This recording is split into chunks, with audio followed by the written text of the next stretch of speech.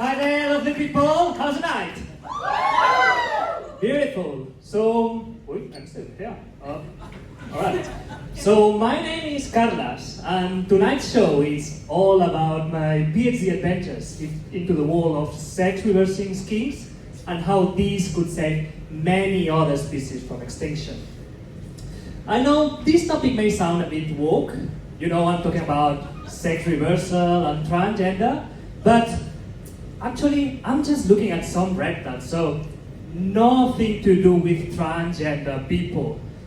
Unless you're a rich transgender person who loves this research and would like to invest in it, then it has a lot to do with you. Okay? Yeah, but first off, let's address the elephant in the room. You may have already noticed, I'm not from here. I come from the far lands of sun, sangria, and siesta, Spain.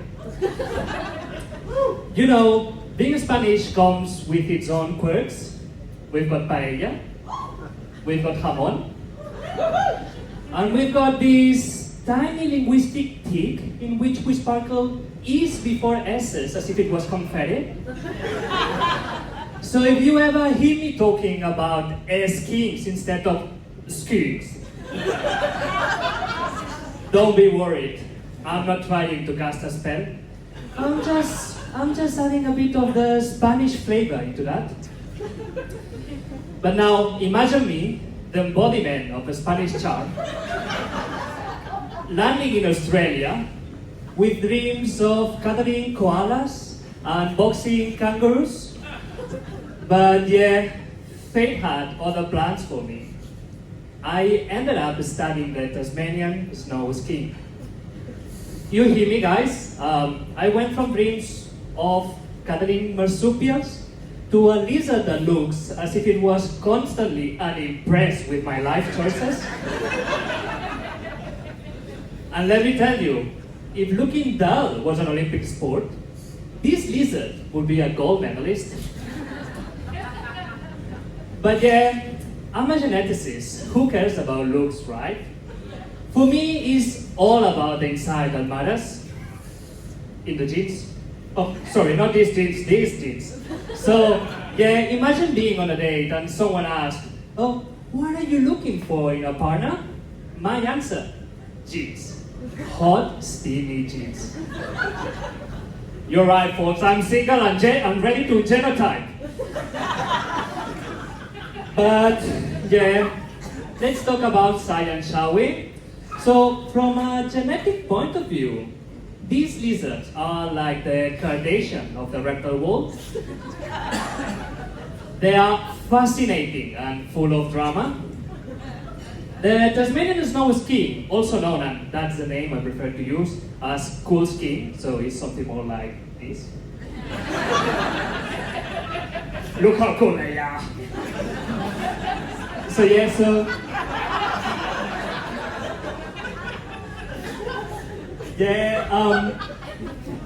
this species is capable of switching sexes depending on environmental temperatures. Kind of how I switch from hating to loving my feces, depending on how much coffee I've had. But with climate change throwing temperatures out of whack, these lizards are a problem. But fear not, by studying sex reversal in the snow skink, we're not only trying to understand how climate change can affect them, but also trying to find out the genes that allow them to sex reverse. And if we find these genes and understand how they work and how they change from population to population, we may eventually be able to find out other reptile species that were unknown to sex reverse and that also face great climatic change challenges. And presumably that would be good enough for us to conserve them. Imagine we could find populations where these genes are less likely to happen and mix individuals from these populations with other populations where sex reversal is very common, so we decrease the amount of reversal happening. Yeah, but what's the actual science happening behind the sex reversal in the cool skin. So the first thing I have to mention is that sex reversal only happens once, and it's before the baby is even born. So you can imagine this little embryo pondering, oh, am I gonna be a boy? Am I gonna be a girl? And then, bam! Temperature kicks down the door like, surprise, you're a man now! And there's no way back. It's like, don't know, when I posted that cringy photo on Instagram and I realized too late. I know, I couldn't take it back. But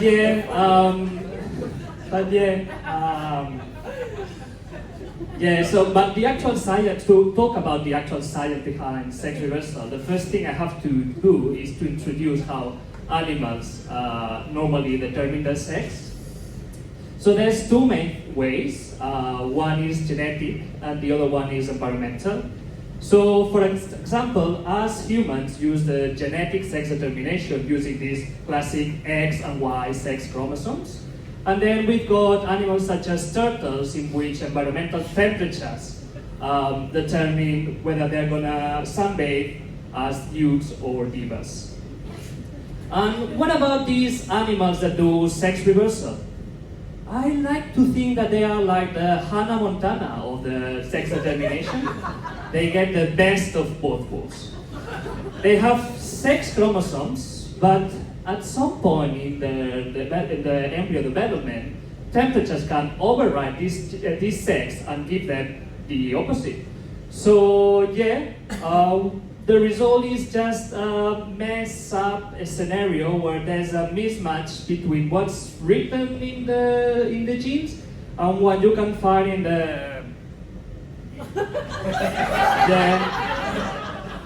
there's no polite way to say that, so I'm gonna say they're sexy weapons. So you may think now, what about the climate change? How is this affecting to this species? So to talk about that, I'd like you to think about my little cool skin friend here down. We'll call him Jim. Oh, sorry, Jim is a cool skin. So under normal conditions, Jim's everyday life will consist of him basking on a rock, maybe eating a worm, and as we all do every day in our life, sweating up and going to the office. But the important part here is that among his office mates, around 50% of them are females. So there are high chances that maybe Jim, at some point, he's gonna find a partner and establish a family and have children. Oh. But with climate change, things are heating up. Females are turning into males, so there's less females available for matching. And poor Jim down here may never find a partner and have children. Oh. Yeah, and so many other males in his population, so there's chances that there's not going to be enough offspring to keep that population alive. And eventually, the whole population can disappear and the species just disappear too. So I know, a bit sad. Let's move on to something more joyful. What about talking about my glamorous life as a scientist? So most of my work is lab and computer based, so don't tell my supervisors, but probably a lab robot like this could do my whole PhD way better than I do. But there's still a few things that I can do better than such a cool and advanced machine. Messing up with maths and catching some lizards. So while you are all enjoying your summertime, going to the beach, barbecues with some friends, and some epic battles with seagulls over the last sausages, I'm in the middle of nowhere, bending on a cliff, trying to catch some lizards with a rock. something like this. But actually, I think that the AI made a great job on making it look cool. It's something more lame like this. Actually, non-Indiana Jones material. But yeah, but it gets better. So from all the lizards we catch, we usually just take a little bit of their tail, so we can do DNA extractions from them. But there are some lucky females that get first class trips to our labs, so that we can study their offspring. And because I have to look for sex reversal in these offspring, that means that I spend my whole summer looking at... Yeah, I like to think that I'm an expert in, I don't know, in skinks, sexy weapons. But yeah, dream job, isn't it? The only downside, I sometimes lose my appetite, especially in Barbies where there are only sausages left. But yeah, but despite all the challenges, working with these lizards is wonderful.